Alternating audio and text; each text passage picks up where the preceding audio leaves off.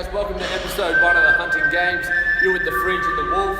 We're just going to run through a few questions, a few emails that we received over the past week. Yeah, so we've written some of them down.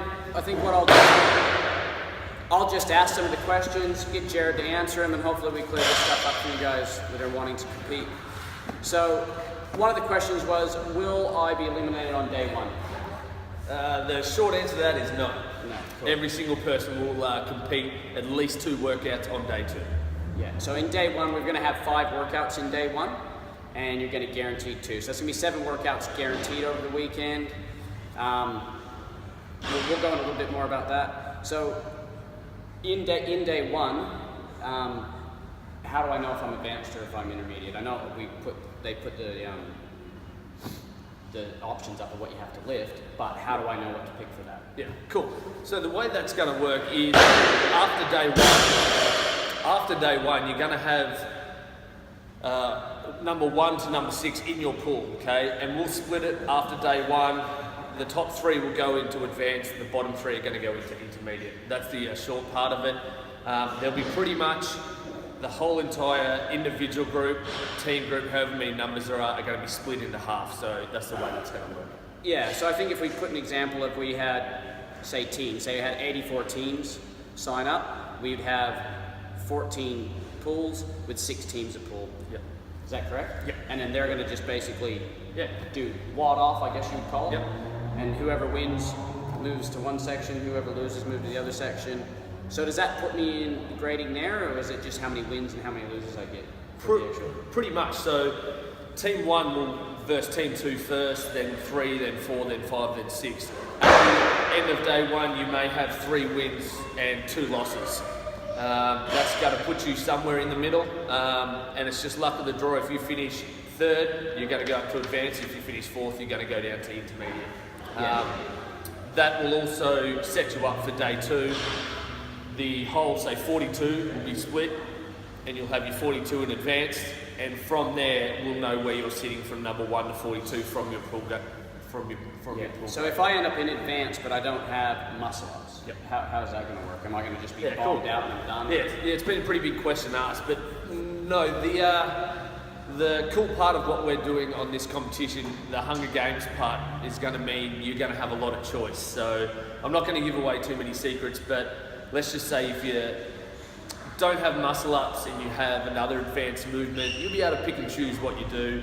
You might be able to pick and choose your weights. You might be able to pick and choose your reps. I'm not going to give away much, but let's just say you'll be fine. If you've made it to the advanced group, you're advanced enough to do the advanced workouts. Yeah, sweet. Cool. So day 2, we go into it, and we're not in pools. Yep. So day 2, we're going to be in a ladder. So if you ended up in the advanced group, you're going to have a ladder of 1 through whatever number it is. So if it's 1 through 42, and those 2 wads are going to sort that ladder out a bit more. Is that correct? Yeah, correct. Yeah. So they'll just be basic wads. They'll be, instead of it being one-on-one, like day 1, it will be the whole 42 like any other sort of CrossFit competition. You'll all do the same wad, you'll all get a time, you'll all get reps, whatever it is.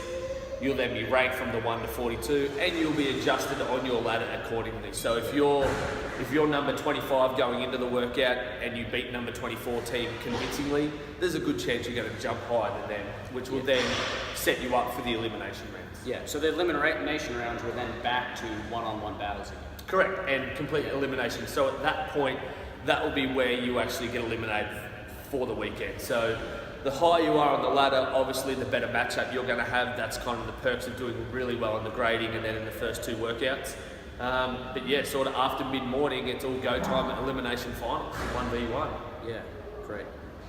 So what else do we have? What else have we got planned for the weekend? So we've got some cool things. We've got Jenny Road Brewery coming down there. Thrown a couple of good things for the Sunday afternoon. When you're elimination, you might get a free pint on finish. So don't try to get eliminated for that. Yeah, don't try to get eliminated, but it's a perk. Yeah. We've got a 4 or 5 marquees getting set up at the front in sort of prime position to the 4 or 5 biggest boxes that get teams and people in. So make sure if you're going to get in, you get in nice and early, because as soon as we sort of max out the amount, then we're going to give these boxes the the prime position. So That's it. And then prizes, we haven't come up with all exactly what the prizes is or the prize pool, because obviously a prize pool is made up of how many people do the actual competition. So other than that, I think that's answered everything that we've had so far. So if you do have any other questions, please fire them through email, Facebook, Insta.